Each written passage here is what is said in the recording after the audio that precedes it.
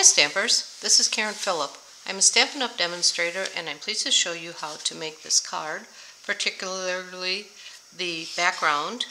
And this is a technique I'm calling glue bottle bottoms background. It's a tongue twister. So let's get started. You will first need some watercolor paper, and I'm using our Fluid 100 watercolor paper.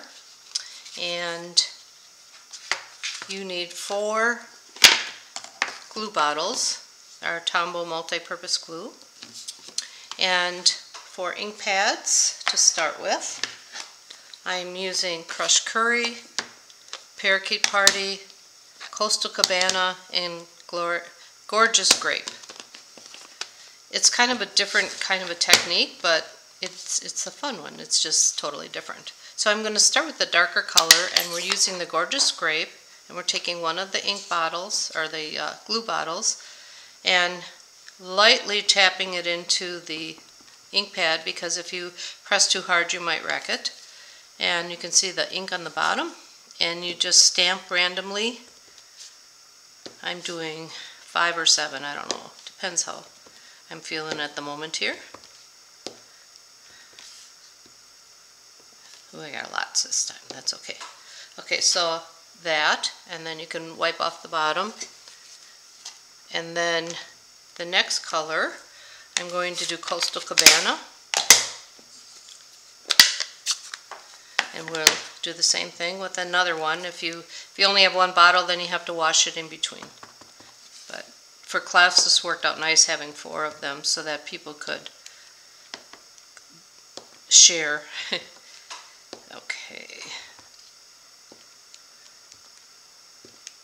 Like so. There we go. And you don't have to worry about messing things up because it's supposed to look a little random, I guess. Now I'll use Parakeet Party.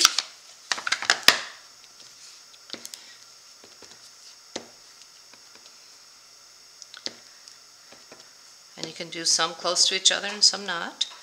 And then the final one is the Crushed Curry.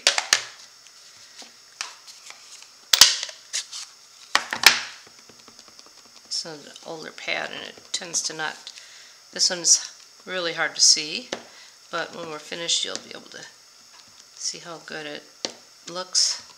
I think I have to refill this one again. Okay, so you will leave some white space, or if you don't want to, you don't have to, but I like the white space.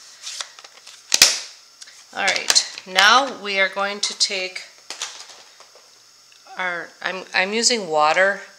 I don't like putting water on the table, but the aqua painter, or the water painters, they come 3 in a pack, like so. There's a large wide end tip and a smaller tip and a medium. I'm using the medium, and I've just had difficulty squeezing the water out, and it just is more difficult, so I'm just using water, real water, or not real water, but water in a jar.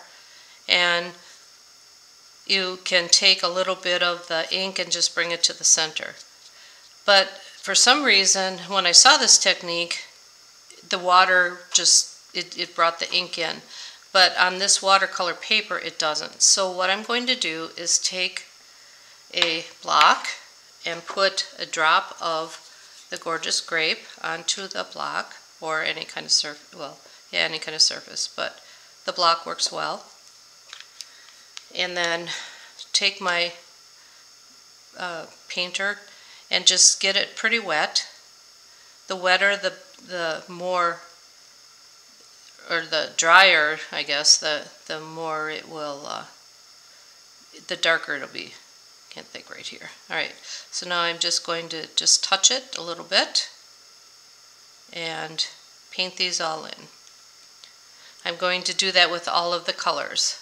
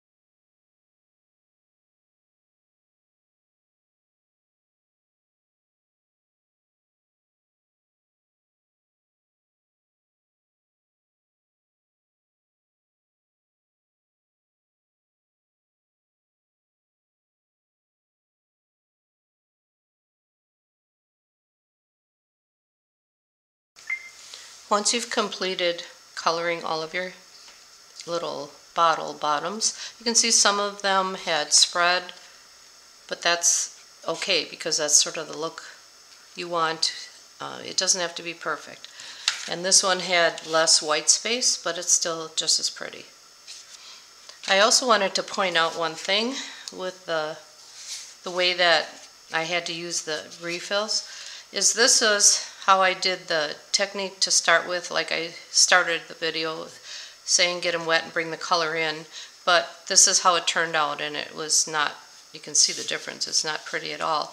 Then I thought maybe it needed more water, so I did it this way, and that's just a big mess. So this is the way on our watercolor paper that, oops, wrong one, that I found works best. Okay, let's continue on. The watercolor paper is 5 by 7, so this piece is 3.5 by 7 by 7, no, 3.5 by 5.25, I believe. Yeah, no, yeah, no, it would have to be 5. It's 5, sorry. Lost my brain for a minute. So because it was, I just basically cut a full sheet in half. And the reason why, what I'm going to do now is take off 1/4 inch of the end, whichever end I want. And then this now will be for the inside of our card. And that's like so. So it just brings it all together. And since it was longer and you just did the technique, it works fine.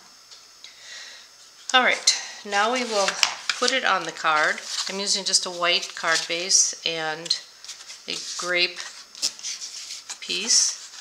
And we'll just attach that with regular runner, tape runner.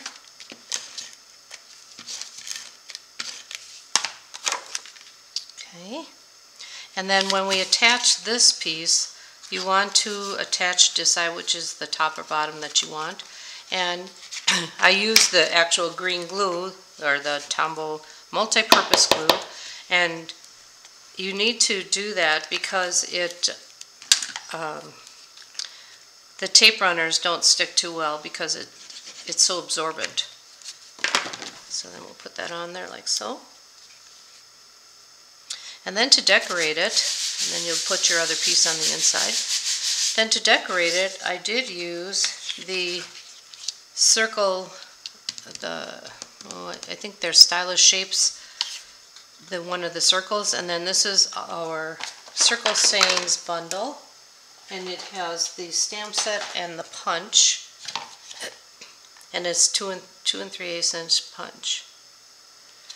So I'm using the cupcake and the Celebrate, and I think that's it. So I'm stamping the cupcake, the Celebrate first in black. Stamp that on there. And I like the Celebrate more across the top. And then we'll stamp the cupcake. Straighten it a little bit. In the black.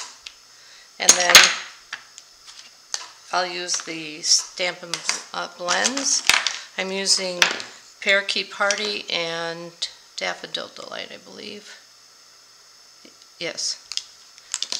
So when I color, I sometimes use the bigger end, but only if it doesn't get mushed from the glasses.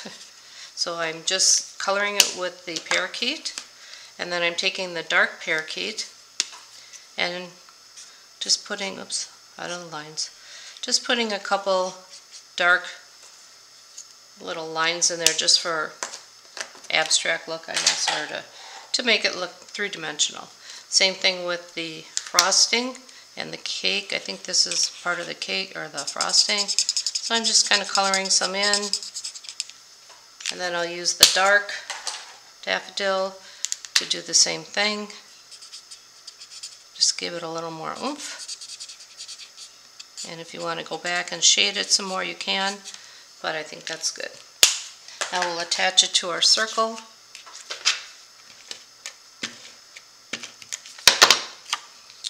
And use some dimensionals to put it on our card.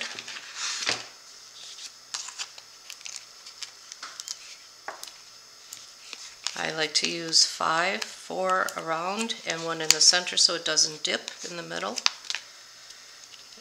And we'll put those on the card.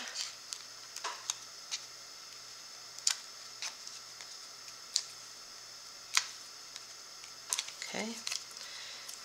And then for the sentiment in that set is also a happy birthday that I have embossed on the, I can't find it, that I have embossed, and it just says happy birthday. I'll show you right here. Then I also added some of our frosted, what are they called? Frosted gems. Oh, they're in front of me. They are called loose frosted dots. And to attach these, I used my fine tip, it's not two-way glue, the fine tip glue. But what happened is the lid, or the top of it got, it glued itself shut somehow. So I put it in one of these little applicators that I use my other glue, the Tombow glue, and it seems to work better. So it's still the same glue, it's just in a different container. And then I'm taking these and just setting them on top of the glue. The good thing, why I'm not using the Tombow, is because it dries clear, but it stays sticky. And this will dry clear and not be sticky afterward. And you just set them on top, and oops, too many. You just set them on top, set it there, and if it oozes out, that's okay, but they'll stick really well. So then you just have to set it aside for a little bit. So I hope you enjoyed making this card, and you can see they're both different. One has more white space and one is fully colored. So whatever look you like, then you can do that. So I hope you enjoyed watching how to make this, and that you will make one yourself. So thanks for watching, and have a great day.